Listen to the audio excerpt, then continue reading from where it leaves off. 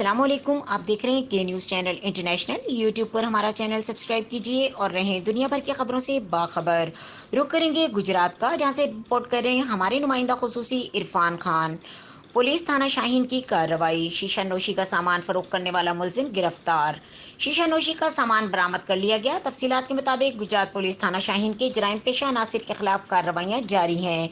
DPO Gujarat Umar सलामत की हिदायत पर डीएसपी सिटी परवेज इकबाल गोंदल की जेर निगरानी एसएचओ थाना शाहीन एसआई राजा एहसानुल्लाह ने अपनी टीम एएसआई कासिम और दीगर पुलिस मुलाजमान के हमरा कार्रवाई करते हुए सरगोदा रोड गुजरात से शीशा नोशी का सामान फरोख्त करने वाले मुलजिम शिराज हुसैन वल्द शब्बीर हुसैन सकना मोहल्ला ईदगाह को गिरफ्तार करके इसके कब्जे से भारी मकदार में शीशा नोशी का सामान बरामद कर लिया।